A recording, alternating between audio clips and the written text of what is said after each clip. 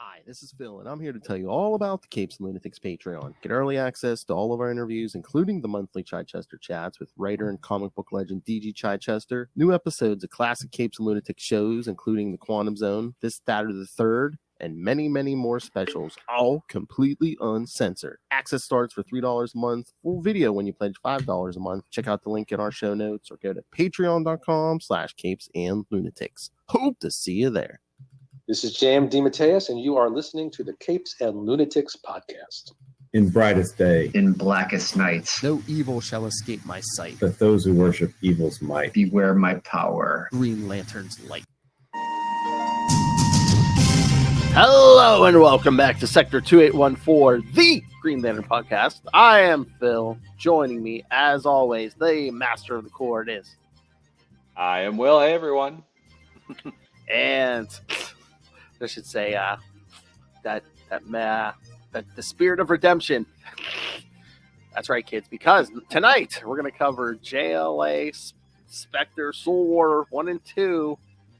So, are you going to get Kal Rayner? Or are you going to get Hal Jordan? You're going to get both.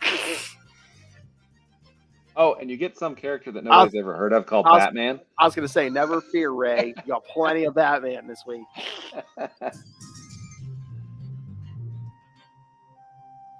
Batman, my favorite character. Plenty of Batman. All right, so before we jump in, I don't think we have any. Fortunately, I don't think we have any new Green Lantern news. No, nothing. Nada. No merch, no nothing. You got some cool stuff popping up behind you, though. Oh, yes. If everyone can see Galactus's big head past my big head, yes, I got that on sale at the last FYE in existence at my local mall for $20. Yes. Again, I had to have it. Almost walked right past it. And I was like, I was with my son. I was like, no, we got to go in. I got to look. I'm glad I did. And it was very fortunate that you did. I know. You were like, you saved the money. Yeah, I'm like, yeah, but now I'm just like, I need Funkos of the entire Fantastic Four to put around him and stage a fight scene. Perfect. Little Funko Reed Richards, the Ultimate Nullifier. Perfect. Did you notice? I think it was supposed to be back last night, but they pushed Quantum Leap back another week. Yeah, it was. We were looking for it this morning because we usually watch it tonight, since it's on. We stream it, and it wasn't there. We're like, what the heck? Yeah, I know. We watched an old episode, but yeah, they didn't air. But I think I saw. It might have been on Twitter or something. I think they said, they moved it, pushed it back a week, but now we're gonna get like 6 weeks in a row of new episodes. So. Oh well, that's cool. Yeah. But wait, does that take us to the end of the season then? I don't know, maybe, because I was gonna say, people were saying online, it's like we were at what, like episode 13 or something. This is like the third break they've taken or something. Yeah, and there's only going to be 18 episodes for this season, so it may finish it on out. Let's see. Hold on. Let me look this up. 1, 2, 3, 4, 5. Yeah, looks like we might. Yeah, it might be the rest of the season. So when it comes back next week, that should be nonstop to the end of the season. Cool. Oh, the final episode of the season, titled Judgment Day. Now, there was this little known franchise that debuted a new series last week as well. I think maybe you've heard of it. Star Trek, Picard. Indeed, I have. Yes, season 3. So, did you watch the first episode? Yes, indeed. I thought it was very, very good. Yes. Just coincidentally, yes. If you're listening to this on the podcast, it's already up. So check out Capes and Lunatics episode 290. I'm going to get to talk to Mr. Todd Stashwick, who is appearing on this season. And by the time you hear it, we'll probably be talking about episodes 1 and 2. So very cool. Yeah, looking forward to it. So what did you think of the first episode? I thought it was really good. And that new captain is a foil for them. Oh yeah, Todd himself. Yes. Yeah, exactly. I know.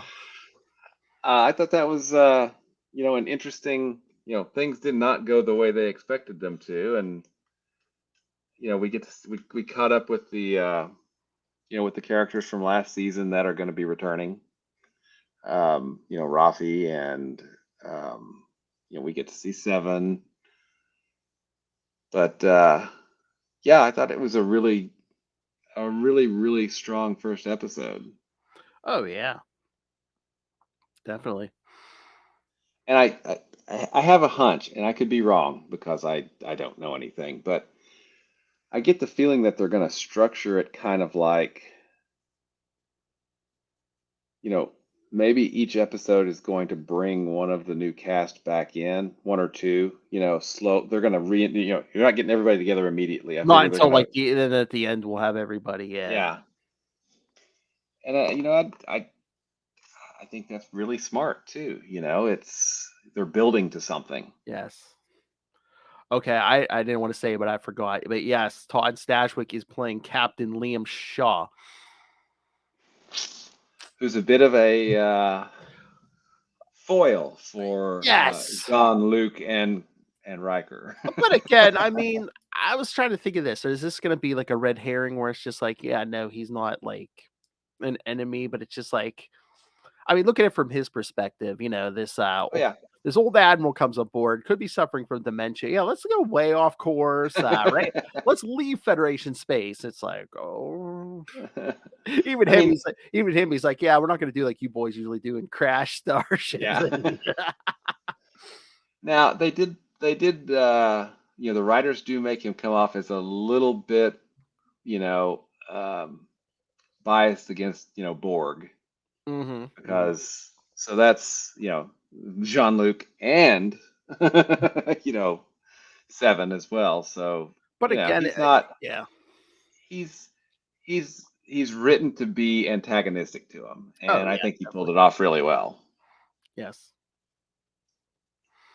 But did you but the one character, was she an ensign, the one who played Geordie's daughter? That's LeVar Burton's real daughter. Oh, that's awesome. I did not know that. So his daughter's playing his daughter, yes. That's cool. Yes, there should be some good chemistry in those seats. Yeah. And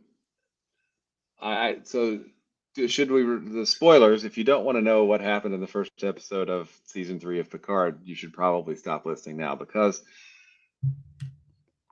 as soon as he appeared, we're like, oh, we know who that is. Apparently, Dr. Crusher has another son who is about 20. And that's apparently when she stopped communicating with everybody aboard the Enterprise at that point, 20 years ago, for no reason, and nobody knows why. So yes, I guess children. Yes, children. Jean-Luc Picard boldly went.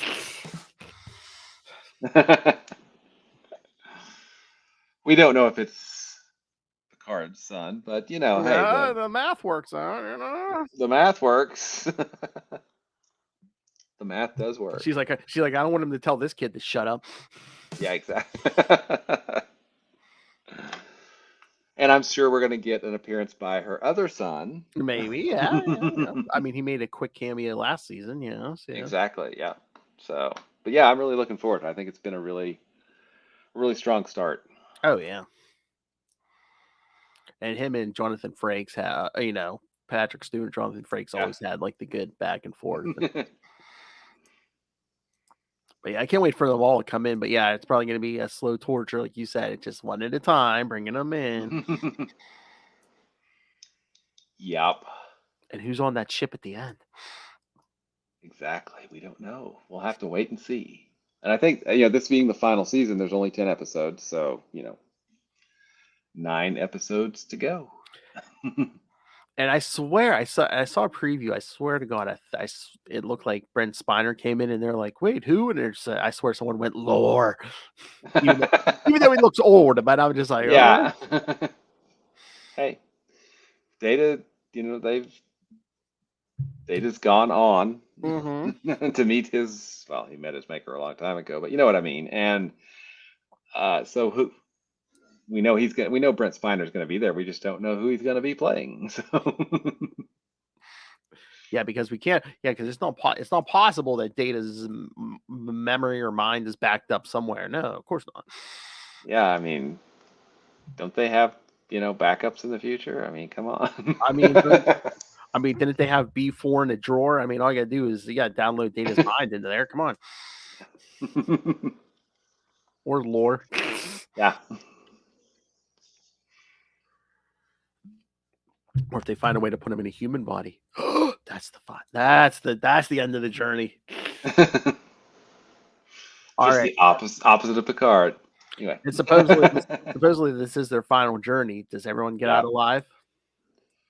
I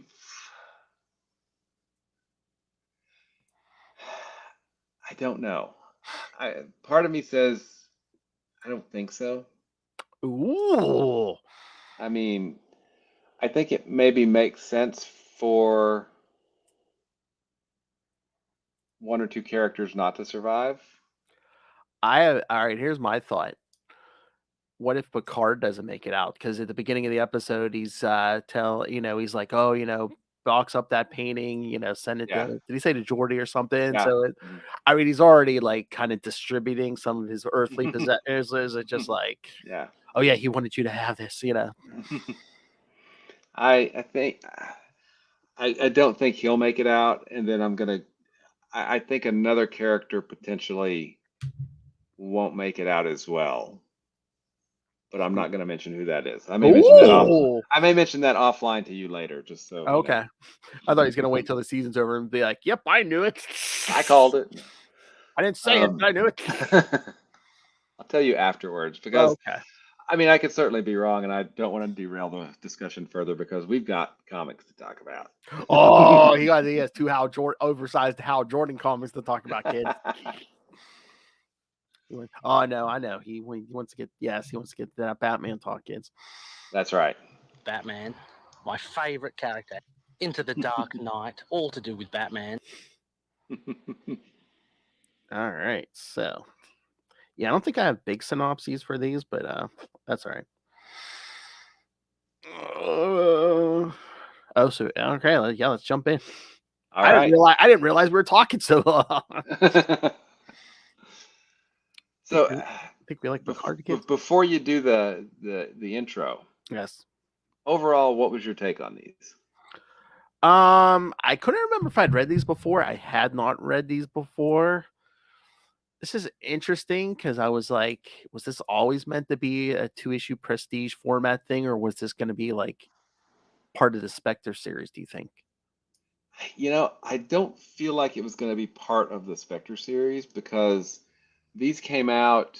The last issue of the Spectre was 27, and that was May of 2003. And these came out March and April of 2003. So, and I mean, unless were they just like, oh hey, a couple months before we're canceling the series, and then we'll like save that JLA storyline, and we'll very possibly. I mean, we had a great art. I mean, Daryl Banks was doing the art, which was a nice surprise because I didn't remember that. But I don't know. It felt like it was a. Well, let's do the summaries and then we'll dig in. Sorry. All right. Like I said, the summaries aren't big, but yeah, let's. All right. JLA Spectre Soul War #1, January 2003. Title just Soul War. Writer, I already played it, but friend of the show, JMD Mateus. This is JMD Mateus, and you are listening to the Capes and Lunatics podcast.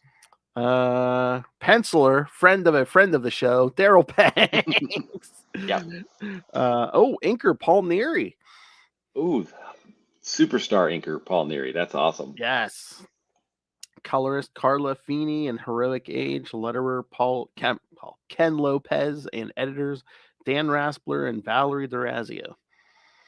The Spectre warns the JLA that the trans has invaded Earth. The The Spectre merges with the JLA to create a mega powerful Spectre. They fight the trans and theorize that it is something invading from a psychic plane. The JLA and the Spectre once again join together psychically by being killed by the Spectre. Talk about your cliffhanger. All right. I was gonna say, did you want to do the, talk about the first one before we get to the second one, or? It's up to you. What do you want to do, man? I mean, yeah, we can't. Did it strike you as odd, or it's just like, I mean, as petty as he seems, I kind of get how Batman's doesn't trust Hal Jordan, but it's like when they're all merged together, it's like Batman doesn't want to let John Jones take the controls. I'm like, don't you you trust him, don't you? Yeah, exactly. Or Kyle ultimately. Yeah, but that first one, it's like Martian Manhunter trying to take control. I'm like, you trust him, right? Yeah, this was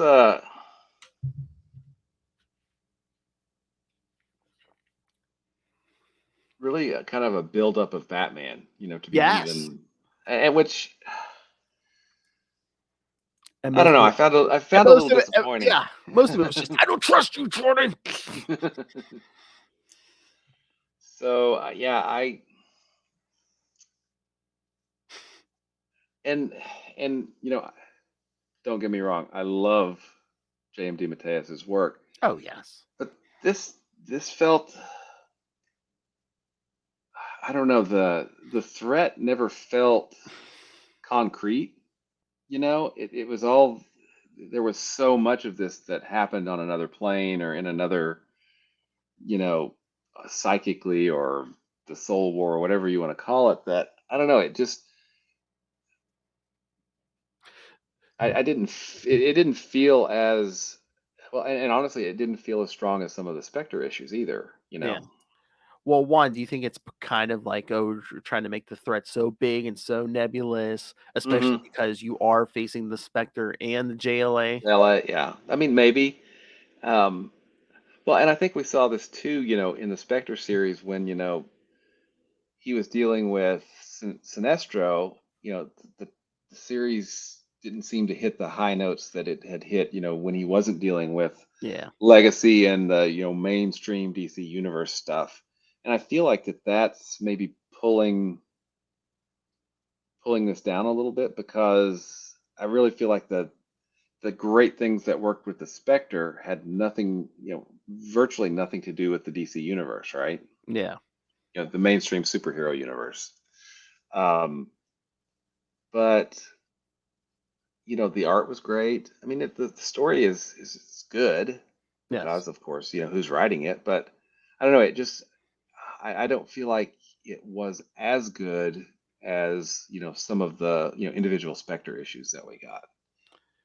Yeah.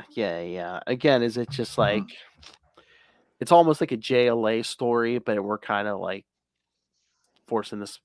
I wonder, and then two, that was going to be my other point. Do you think was there editorial stuff here? Was it just like, was this going to be more of a straight up Spectre story, or were they like, no, add like the JLA or somebody in, or? I don't know, and there seems to be, that overabundance of Batman. Yeah. I mean, and I really felt like that was at the cost of a lot of the other Justice League. I mean, Wonder Woman barely has anything to do in this. Aquaman barely has anything to do in this. Flash. The Flash. Plastic Man got a few moments, right? Basically comic relief, yeah. Yeah.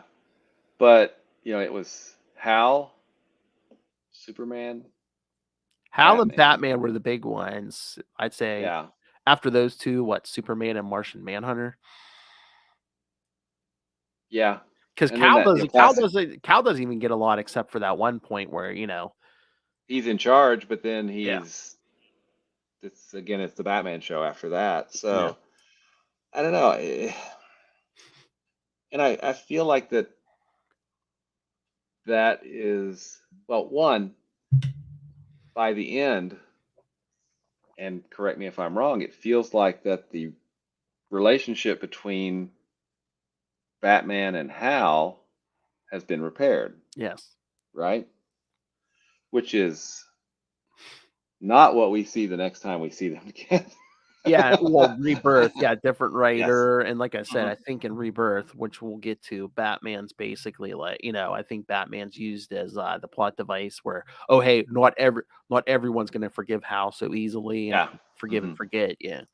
hmm So, I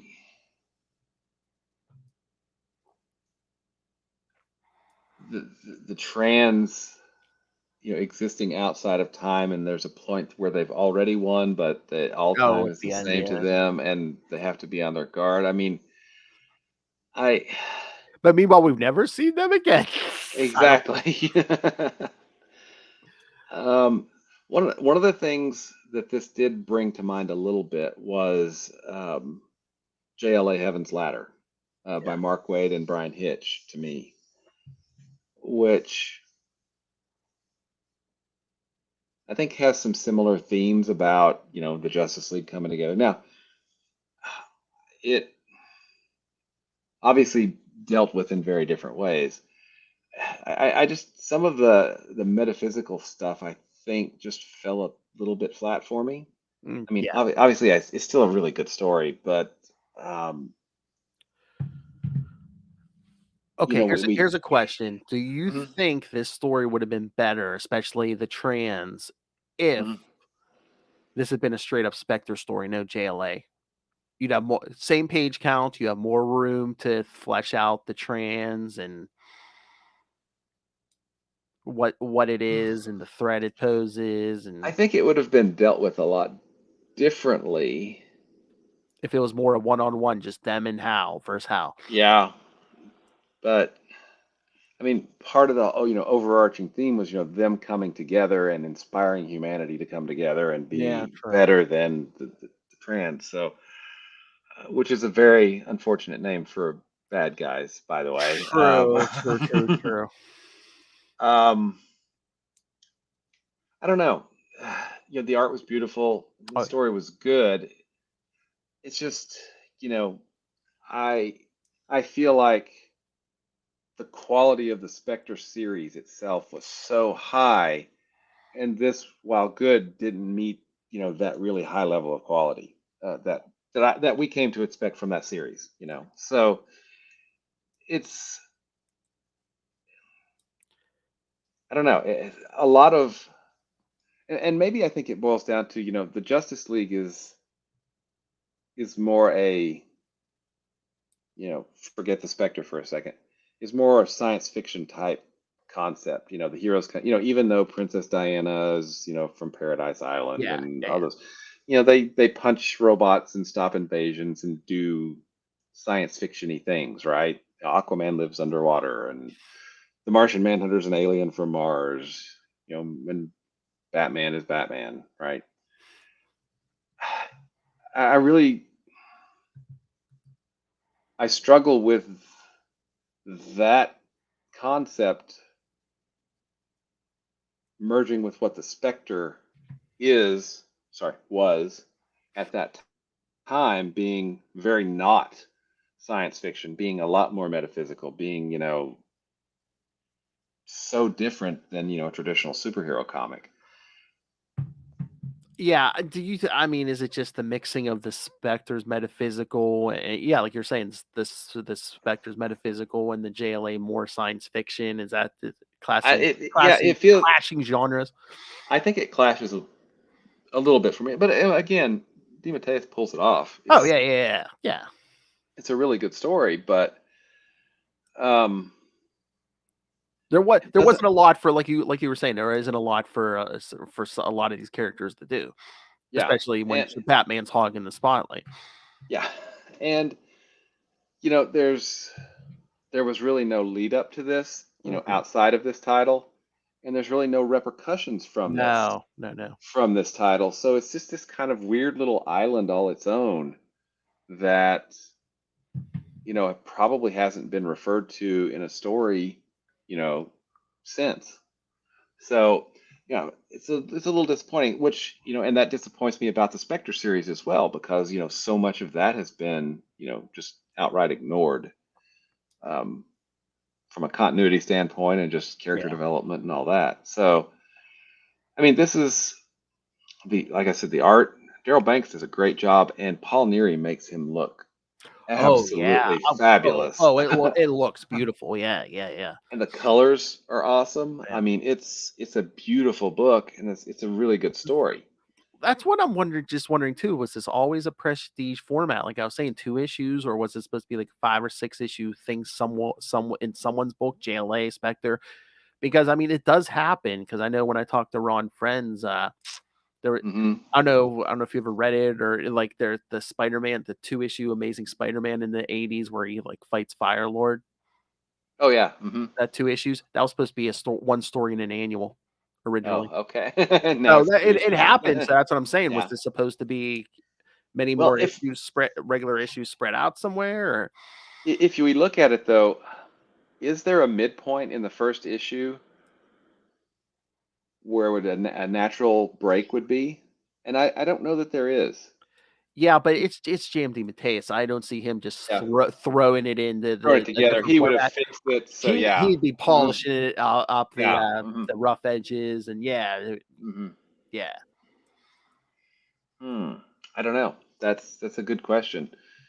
It is kind of a strange artifact because it's not 3 issues. It's Yes. not 4 issues or 5 or 6 or 12 or 10. It's 2. And they're oversized issues. There is so much content out there. I hope I'm not asking too much, but Mr. JMD Mateus, can you join me and whoever weekly to talk about stuff you do? You've done so much stuff, and we have so many questions. Yeah. I mean, there's so many great stories by him. And God, this one, I would love to do that. Just like once a week, be like, Jam, come on, talk to us. You pick which of your books, or if you want me to pick, I'll pick. We'll do Spider-Man this week. We'll do Spectre this week. We'll do Justice League this. well, and it's interesting. I mean, maybe that was the real point of this, was to repair that relationship, right? Between Hal and Batman. I would hope so, because kids, I am a huge Batman fan. I do a Batman podcast with Little Hellfire, and even I was like, wow, this is a lot of Batman. Yeah, exactly. I mean, perhaps because DeMatteis is such a good writer that, maybe what he gave the other characters was all he was allowed to give the other characters, right? Maybe. I mean, that's potentially, a likely scenario. We don't know, but And maybe, yeah. And again, since you're doing the prestige format, is it just like they don't, maybe the editor or somebody didn't want it nailed down anywhere in continuity, so it's just like, oh, it takes place sometime while Hal's the Spectre, because we don't know when, because it's like there's no Helen, we have no idea. yeah, we have we could time it to when, the membership of the JLA. Yeah. And then of course that actually ties back into the Spectre, because in the late issues of the Spectre, you had the JLA show up for for Helen's birthday, True. which had Zariel and different team. I'd say the only point of continuity in this is Cal is wearing the new suit. Yes, good point. Very good point. Yeah. So, I mean, we know when it was released, and we know that the Spectre series ended essentially a month after this was released, right? Yeah. Or that was the cover date. It could have actually ended right before this. Yeah. So, actually, I can, what? Let me see if it has its on sale date on here. Hang on. I mean, it probably takes place when it went on sale, but they just don't want it to be like, oh, hey, yeah, no, I don't want kids to be able to say, oh, this takes place between JLA. Yeah, so the Spectre was the last issue of Spectre number 27, was on sale March 5th of 2003. JLA Spectre number 1 was on sale January 22nd of 2003. So it was a couple months, like 2 months before. Oh. And then the final issue was 226 of 2000. So yeah, 1 month before the Spectre's final issue. Well, 2 weeks before the Spectre's final Huh. issue. So interesting. Yeah. But it also has not been collected. you know. Well, we're used to that with DeMatteis' Hal Jordan Spectre. Yeah. Exactly. I mean, this is one of those things you could throw in that omnibus, DC. Oh, true. Yeah. What is it, like an extra 100 pages? Because weren't these like around 50 a piece, 50 pages a piece or something? Yeah, there was a lot of. Let's see, how many pages was it? I was just looking up what was on sale, what JLA issues were around this time. 48 pages. Oh yeah. Oh yeah, because when I read on the app, I think it counted like the cover and stuff. Yeah. So 48. Yeah. This was around the end of the Obsidian Age in JLA. So. Oh, because there was a mention of Batman, keeping secret files on them with ways to kill them. Oh yeah, early on. This was because that was what, late 40s. Yeah, this was around JLA 75. So yeah. That's all been done. Yeah. Mm-hmm. The early 2000s. Oh yeah. You said Batman. I was about to say who? Batman. Who? My favorite character. I hope so, Ray.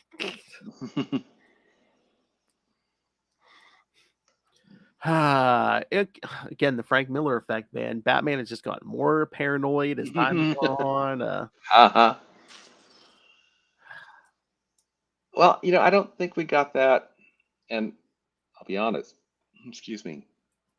I don't think we got much of that Batman while Grant Morrison was writing the series.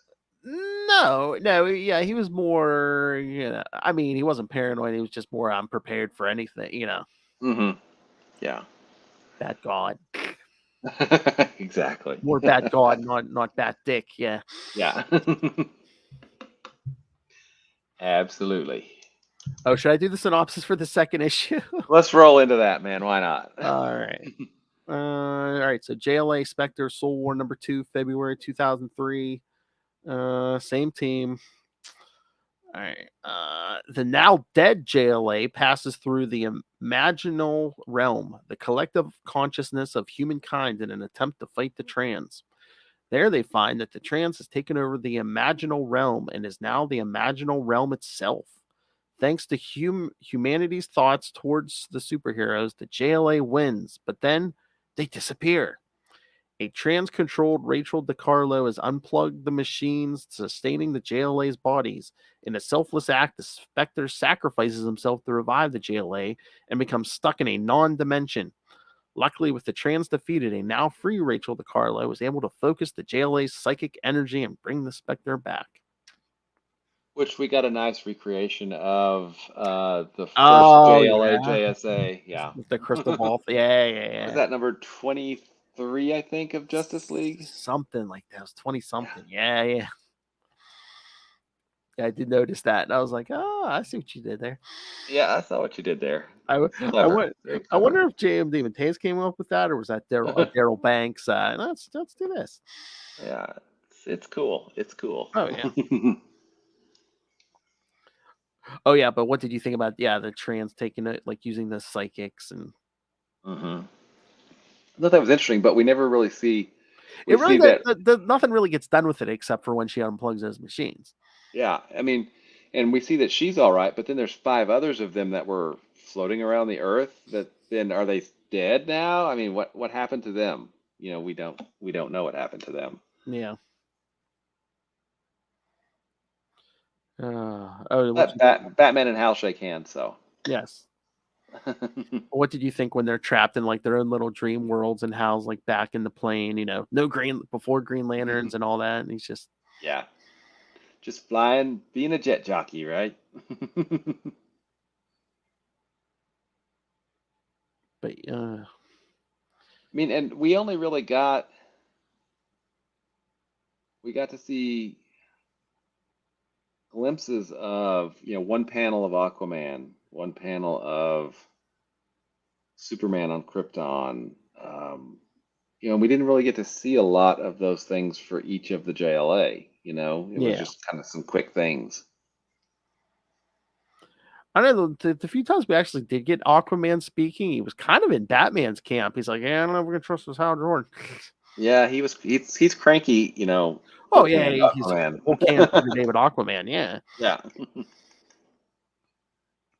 I'd expect nothing less. But of course, yes, all the all the superhumans are getting taken over. But of course, Batman's strength of will. Yeah, for a character that, whole shtick is willpower, you'd think that might have been Kyle, You'd think, but because it they was even Batman. kind of start to do that. When he when they merge again, and Batman's like, I got a condition, and Hal's like, oh, let me guess, you're in charge. He's like, no, Kyle is. Okay. Which I mean, kind of makes sense because he's like, one, everyone here has history with you. It's like Cal has the least amount of personal history with you. And two, oh, Batman, if you need taken out, that ring can take you out. I don't know about that, but okay, Batman, we'll go with that. I mean, I guess he's saying that's their best shot at taking him out. But and then Batman pulls up a card, because Cal's like, who means? Like, shut up, Cal. Yeah.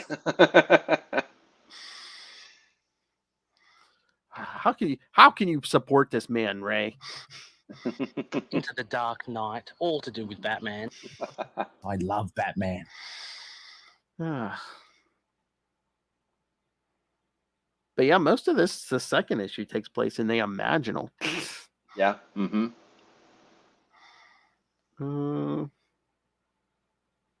But yeah, I thought we were going to get a big thing with Kyle once he, they're just like, oh, put him in charge of the thing. But then, of course, once they separate, it's all Batman. It's all Batman all the time again. He gets taken out with one of his own constructs. Yes, because they can control his ring energy. Yeah. Yeah. Which was weird, but. And again, forget it's like, he has the willpower and the imagination because he's been using the ring for how long. It's like, again, I guess we're not doing continuity, but it's just like, wasn't too long ago, he was thinking outside the box as Ion. It's like, yeah, exactly. It's Brainwave Jr. all over again.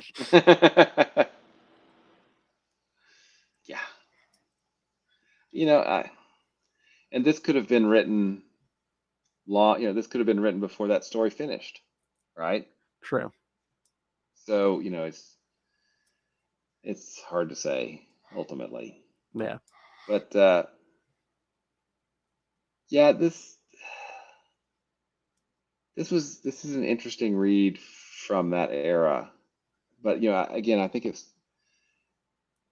I feel like it still suffers from the same thing that the Spectre series suffered from, which is it's as if it never happened. Yeah, exactly. none of it's reprinted. Again, I don't know why.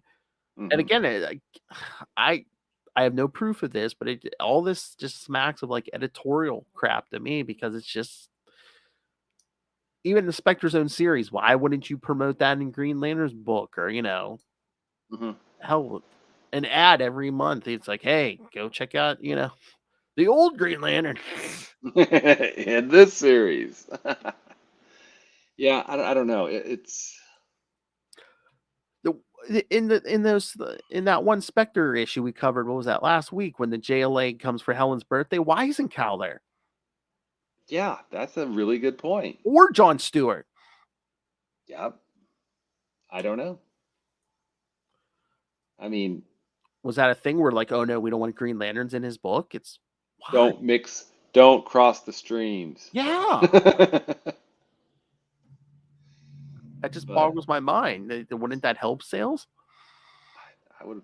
Who knows? I mean, you would think so,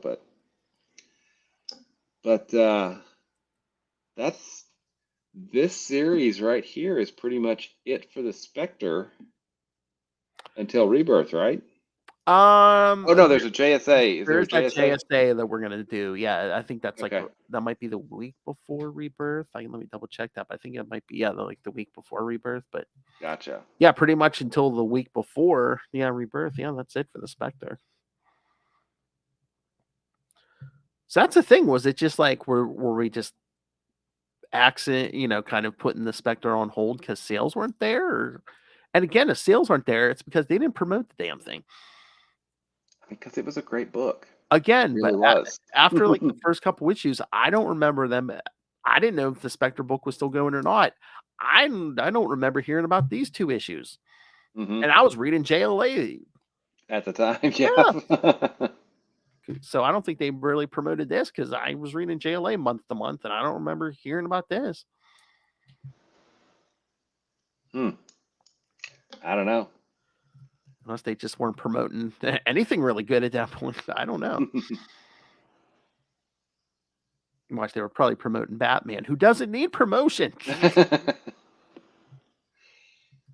I agree with that. I mean, there's You know, always going to just be an because audience for a Batman book. I mean, just because DC used to be called Detective Comics doesn't mean that you only can publish Batman. Okay, it does not mean that. You can publish other things too. There's Superman and trust Green me, Lantern. even if someone has never read a comic book, never gone to the movies, they're going to walk into a shop and say, "Hey, do you have Batman, Superman, Spider-Man?" Mm-hmm. I mean, unless someone's living in the middle of the Amazon rainforest and has never encountered civilization, show me a human being on this planet who doesn't know Batman. Yeah. Or Superman. Even in some of those way off places, they know who Batman is. Batman, my favorite character. You mean like Australia? Yeah. Into the Dark Knight, all to do with Batman. Don't get much further than that. I mean, unless you're going to New Zealand or something. But, yeah. I said movies. I did see Ant-Man and the Wasp: Quantumania this weekend. Is that good? Oh yeah, I liked it. I enjoyed it. I don't know what these reviewers were talking about. So no Quasar? No. Okay. Can I give you a MODOK? With an MCU twist, which I won't spoil. Okay. I'll look forward to seeing that then. Oh, but Jonathan Majors as Kang, excellent, very good. Kang has always been a top tier villain of the Avenger or antagonist, because there's certainly villainous things about him, but there's also, non-villainous things, certain heroic things about him too.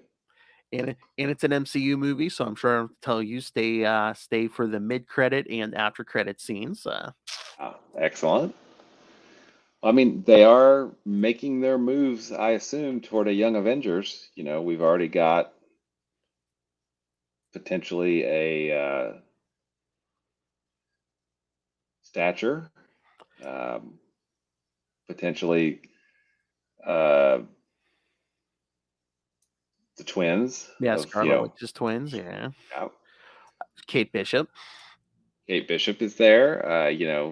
So yeah, I mean, that'll happen. They had Isaiah Bradley's grandson. I mean, yeah. Oh, do we get an Iron Lad? That's another variant of Kang. That's true. That is very true. And you could even bring back, you could have are there 2 Visions now? Are there just one? Yes. Trying to remember if there's any. Oh, is it if they do Young Avenger? Yeah. Oh my God, that's what Charlie was saying when we were doing our Quantumania review. He goes, because in the comics, Hulkling's father is Mar-Vell. He's like, what if his mother in the MCU is Carol Danvers? That could work. I mean, if we're doing a Young Avengers, are we going to put Miss Marvel in there? I don't know. She's young. Yeah. That would work. I don't know. Interesting. Good. But anyway, good back questions. to your DC content. Yes. So, no more Spectre until very close to Rebirth, Yeah, yeah. Which isn't that far off, William. which isn't that far off. Plus, if I remember correctly, from here on out, it's pretty much straight Green Lantern, except for a quick sideways into Cosmic Odyssey, right? Yeah, let me pull up the schedule here. But yeah, I'm pretty sure. And there's Green Lantern issues that. Yes, Cosmic Odyssey next week, along with Green Lantern 156 and 157. So yeah, Awesome. yeah, pretty much straight Green Lantern until the week before Rebirth when we do those JSA issues, except for episode 111 when we do the JLA Avengers crossover. Oh yes, forgot about that. I almost forgot. That's gonna be a good one. That is an amazing, awesome book. Heck yeah! So except for Cosmic Odyssey with the Green Lantern issues next week, and then in 1, 2, 3 weeks when we do the JLA Avengers crossover, it's pretty much straight Green Lantern until JSA and then Rebirth. So this is episode 108, and Rebirth is 118, right? Yep. 10 weeks. 2.5 months, William. 2.5 months. Nice. Damn, I wish I knew how to put a countdown clock on the video. I would leave that up. I would leave that up every minute of every video until we got there. I mean, well, I do watch a countdown clock for when Legend of Zelda: Tears of the Kingdom ships. So I'm not averse to countdown clocks. Oh, hey, did you see? It's kind of tangentially DC content, but not the next Quantum Leap episode, but the one after. Brandon Routh is going to be in it. No, I haven't seen that. That's cool. Yes, I was just reading the description of it when I was looking for the episode count. Yes, he's going to play a naval commander or something in 1989, who also happens to be Addison's father. Oh, that's interesting. So I guess Ben's going to get to meet Daddy. Yes. He's going to be Daddy. I don't know if he's going to leap into him because it's Brandon Routh. So he's probably going to just be somebody. Oh yeah, some other character. That makes sense. Yeah, that makes sense. And I'm sure that Brandon Routh will talk all about his daughter. Oh really? You have a daughter? I did not know that. Totally didn't almost marry her. I will if I ever get back. Consarn it.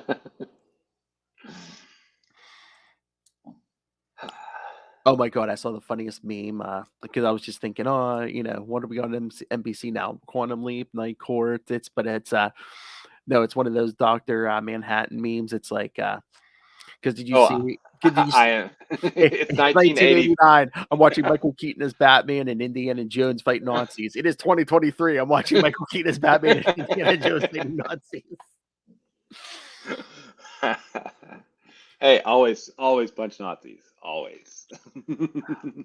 I do not like Ezra Miller as the Flash, but I must tell you, I got very excited at that Super Bowl ad when that Batman swoops in and he's like, yeah, I'm Batman. And I was like, oh, the real Batman's back. Yay. I guess Affleck's in it too, but I'm just like, oh, Michael Keaton, Batman. Batman, my favorite character. 1989. Yeah, actually, I was just chatting with one of the boys about how important the year 1986 was in comics. Damn. It's kind of this watershed moment, and also it's a weird kind of watershed moment in history too, because you had Chernobyl happen in '86, which is ultimately what brought down the Soviet Union, because they're spending all that time and effort and resources to literally turn over like 2 feet deep or a foot deep of soil for so many thousand square miles just because of Chernobyl, right?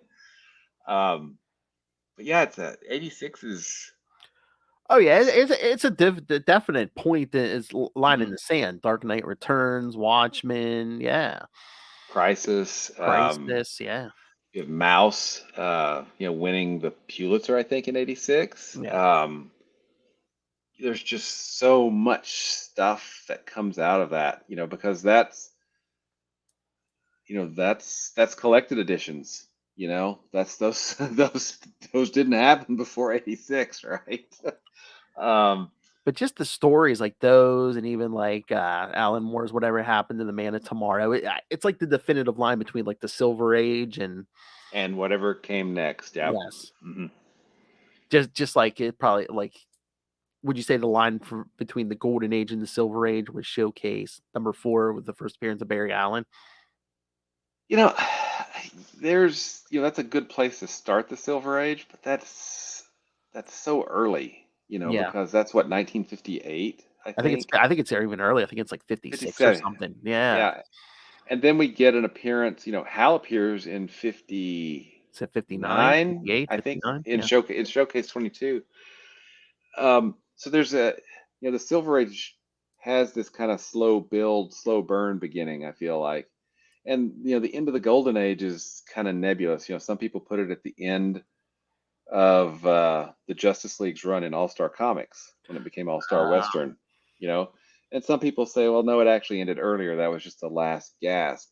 But I mean, if you look at Superman and Batman and Wonder Woman, they were published all the way through, Yeah. right? And so there's, I heard a really great definition of the Golden Age. It's like when you were 12 years old. That's the Golden Age. And I'm like, see, when I was 12, that was okay. I'm feeling it. Okay, I'm getting it. I'm getting it. I don't mean to impress you, but if the Golden Age is when you're 12, if you're going by me, it's 1990. Mine would be 84. So. I was trying to remember, like, when did the comics came out in 1990? Yeah. I call it the Golden Age. But, it's really interesting because we do try to divide these things up, but so much of what we're dealing with, historically speaking, the fall of the Soviet Union, from Chernobyl and all the other things that were going on at the time, and then look at the cultural impact of 5 or 6 comics in 1986, right? Mhm. That led to all kinds of stuff happening. Ultimately, the MCU, right? Because Marvel was, in 1986 they tried the new universe, if I remember correctly. That was the 25th anniversary. But Marvel, they learned lessons from DC about hey, collected editions, and that and the direct market and all those things that happen. It's just really interesting to think, of what you know what we would consider small creative decisions, or works of art that are hugely important to us, but maybe the rest of the world didn't know about, that are now influenced the popular culture as a whole, that everybody is soaked in at this point. I just find it fascinating.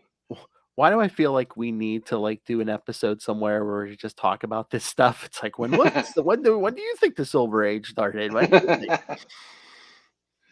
Well, and the metal analogies kind of break down because there was a Bronze Age too, right? The Bronze Age books. I mean, a lot of people put the Silver Age ending with the death of Gwen Stacy, Mm. in Spider-Man. And some would say, well, maybe it was the non-code approved books that dealt with drug abuse, which would be a Green Lantern issue, and the Amazing Spider-Man issues as well. And some people like to say, well, the Silver Age ended with Crisis on Infinite Earths. I'm like, yeah, I think that's way too late, because DC was Silver Age as an aesthetic wasn't what we had in DC. From I think people like to say Crisis because it's like, they might have done like quiet reboots before, but it's like after Crisis, you It's a big definitely got a reboot. Superman reboot, a Wonder Mhm. Woman reboot, And a pseudo Batman reboot with Kinda, Batman yeah. with, I would argue that Batman Year One is the best Batman story. I mean, don't get me wrong, Dark Knight I know is hugely influential, but Oh no, I like Year One better too. Yeah. I feel like Year One is better because of what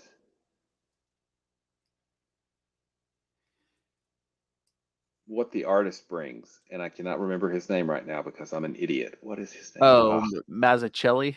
Yeah, David Mazzucchelli. Yeah, what Mazzucchelli brings and what Miller brings, and to what they make together, Mhm. I feel like is better than either of them could have done on their own. And and Miller was obviously very good on his own. If you look at Dark Knight, right?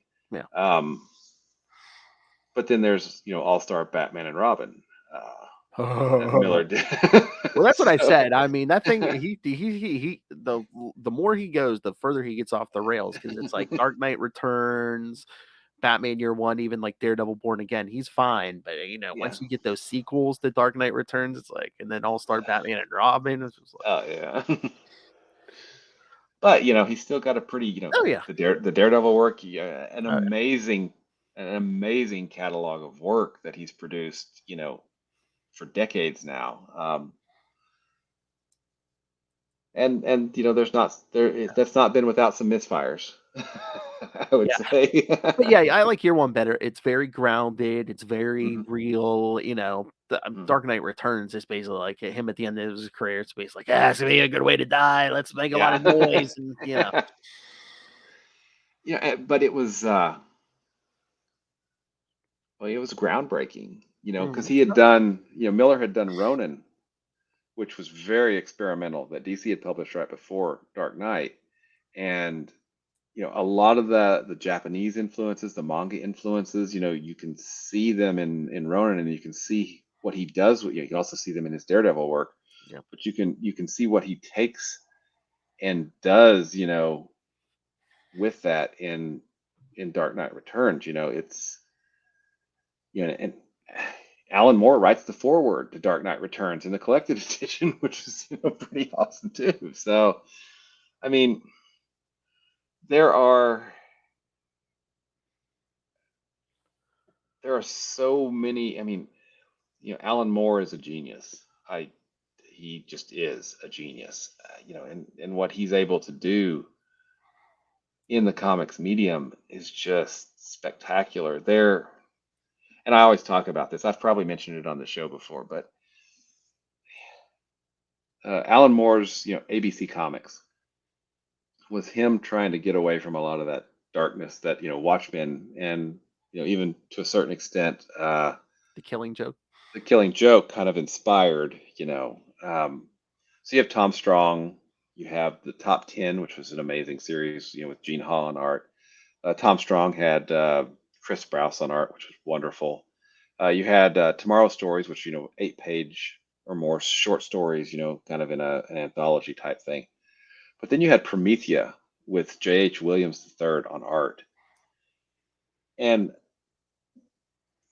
there's a double-page spread, 2-page spread in an issue of Promethea that is literally genius. It's infinity, right? The infinity symbol. And it's the same two characters at different places following around the infinity, right? Walking around. You can actually enter that conversation at any point, and it makes sense to read it around when you just follow them around. Wherever you start, it makes sense, and wherever it makes sense. I'm like, one, that is a genius use of sequential art, okay, of comics. And two, I sometimes think that's just him showing off because that's just awesome, okay? I mean, it is is brilliant. Yeah, because it really the is. visual, it's like you have to write dialogue that can work at any point. Yeah, and the visual makes sense because it's a continuous, it's a loop, it's a Mobius strip. So yeah, comics has had a lot of great writers. Neil Gaiman is an amazing writer, but Alan Moore, I feel like he's on another level sometimes. Well, like I've said, it's like I don't think we get that a lot in modern comics, and it's no fault of the writers. I think they just pile on so much work on these writers, or it's like they're not paying them enough, so they have to take on extra. But it's they don't give writers, I don't think, time to develop this stuff anymore. Well, and I guess I still have my loves. I still buy Green Lantern, and I'll buy a Quasar book, Marvel. If you'll sell one, I'll buy it. But hell, Marvel, pay this man to write a Quasar book. But a lot of what I read now is indie comic stuff, because Kickstarter has really energized the indie comics community so that you as a writer or you as an artist can tell the story you want to tell,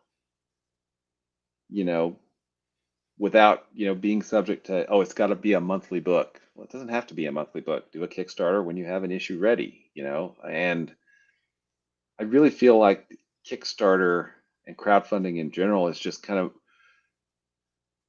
I feel like we're living in a golden age of indie comics right now. There's so much creativity and so much great work, being produced with crowdfunding, and that's not just Kickstarter. Kickstarter is the one I'm most familiar with and where I, fund my stuff. But, you have BackerKit doing Kickstarters. You have Zoop. You have Crowdfunder, Indiegogo. There's so many avenues now for creators to get their work out there and, not have to go deeply in debt, sell an organ or something to see that, or a child, to make sure that they can get, their art, their creation out into the world. It's really amazing. Sorry, we got way off target. I was going to say, yeah. All right, so... Thank you, JMD Mateus, for inspiring such wonderful conversation. That's what I said. We need to do an episode of that somewhere. Just go randomly on comics. All right. So, yes. Anything else, William? You want to see some copies of Crossover Division number 4? No, I don't care. Yeah. Yeah. Throw them up. Yeah. Throw them up. All right. See, it showed me, but you didn't. I don't think you put them on camera yet. Oh, these came in Wednesday, so I'm about maybe 40% done with packing up rewards, and the first time I have ever tried a metal cover. Ooh, which is really kind of cool. Don't shoot your eye out. Sorry. But yeah, the issues came in and rewards are starting to go out. I love the fact that these started out in my brain, and here we are months later with a lot of hard work by artist Alice Leclerc, the variant cover artists, the colorist Ryan Kroboth, Brant Fowler, the letterer and designer, editor James Powell. All of us working together, we made this thing that didn't exist before, which is just awesome. So much. It's so cool to get that and have like this thing is real now. Yes, William. What is it like to have talent? I don't know. Tell me. I don't know. I wish I had some. Oh, come on. Don't tell me you don't have talent. Issue 4. I mean, I don't think you'd be at issue 4 if people weren't buying. Come on. I hope they enjoy it, but it's definitely a team effort. Sorry, you don't have that many friends who are just going to buy the book because they're your friend. No, that's got to be good. Come on. I love how I give them those backhanded compliments. No, it's your talent. Not that you have friends. It's talent. You have no friends. Sorry. You have talent, no friends. But yeah, it's it's really cool. I'm looking forward to, getting these all. It's sorry, I'm gonna go off topic again for a second. Every package that I send out, I'm sending to someone who wants to read the book, and that's just so cool. I'm like, because everybody who backs at a physical level, they get a few things extra in the package. You've seen the letters Oh that I yeah. put in there that look, have the classified stamp on them and look, like a bureaucracy created them. But you know, everybody that reads Crossover Division, they're reading a book that I probably touched because I'm probably bagged and bordered it, and then I probably put the letter in. I maybe put the stickers and the temporary tattoos in, and taped up the package that it is, and sent it out into the world to hopefully be read. Oh, I mean, I'm always excited when I get a new issue in the mail because it's just like, yeah, not only are you getting a good book, yeah, you're getting extras, you're getting these, There you go, yeah. marks, something, yeah. And you know what? That classified stamp, doing that to lots of letters is very soothing for some reason. I don't know why, but it's fun. Oh, just going, Stamp, nice. stamp. Yes, I'm weird. Hang these up. All right. Anything else, William? Nope. That's it, man. I'm done. Don't mind him, kids. He's been in a room packing boxes all week. I have been making lots of packages to send out into the world. Yes. All right, kids. So yes, as we said, next week we're going to be talking Green Lantern 156, 157, and Cosmic Odyssey. So John Stewart's got a ring back, and we're going to get flashback to what happened when DC put poor John through the ring. That time. Yeah. That time. That time. All right. So, yeah. So send us your thoughts. Email us, CapesandLunatics@gmail.com, or call the voicemail 614-382-2737. That's 614-38-CAPES. And remember, you can always find, all of our episodes, the videos, social media, merchandise. I even have lists of all the shows and who's on what. All you got to do is go to our website, tubespace.io/CapesandLunatics Podcast Network. And I know that's long, but it's right down there in the show notes, kids. YouTube videos, podcast episodes, and every episode website is in the show notes. And since Will promoted Crossover Division, remember, kids, Capes and Lunatics episode 290. If you're listening to this on the podcast, it's up already. Go listen to me talk to Mr. Todd Stashwick about Picard episode 3. All right. Now, Will. Episode 3? Oh, no, episode 2. Season 3, Okay. episode 2. Okay. I was going to say, episode 3, dude. I wish. Can you take us forward in time, like 2 weeks or so? 2 weeks or so, yeah. That's cool. All right. So, Will, I know you talked Crossover Division, but where can... Tell people where to find it. Tell them with the newsletter, social media. You can find me at Walred. That's at WALLRED at Gmail and Facebook and Twitter and probably Instagram, which I don't think I've ever updated, but it's out there. And maybe some other social media stuff too. Follow it. You won't see it, but you can follow it. And if you want to read some of my comics, you can check out Crossover Division at crossoverdivision.com. Like I said, the 4th issue is being sent out into the world right now. And I also have a book called Diary of Night with artist Gene Gonzalez, and that you can check that out at diaryofnight.com.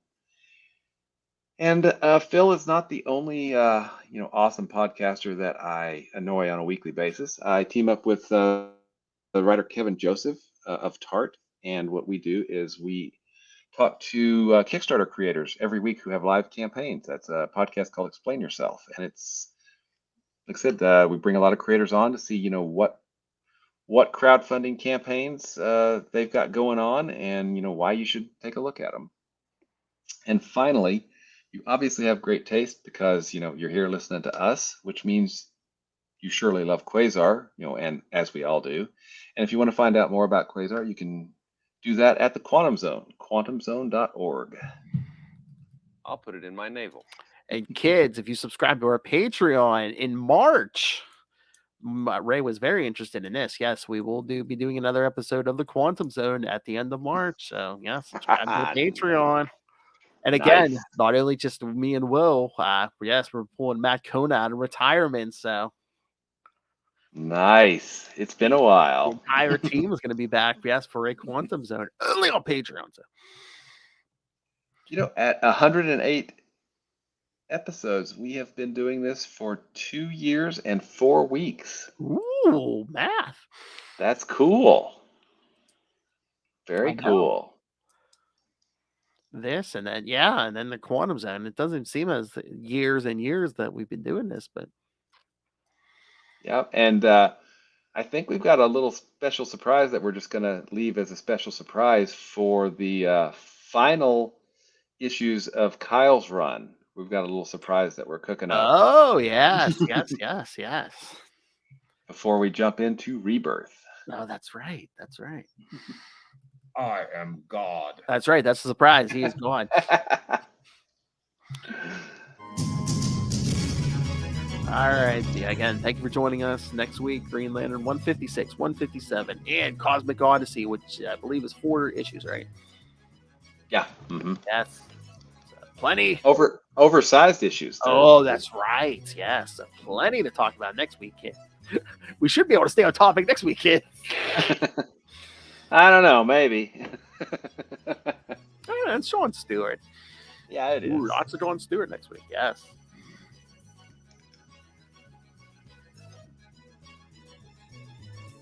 All right, kids. Come back next time. And remember, be nice to your friends. Even that guy who's always thinks he's right. Good night. My favorite. Batman.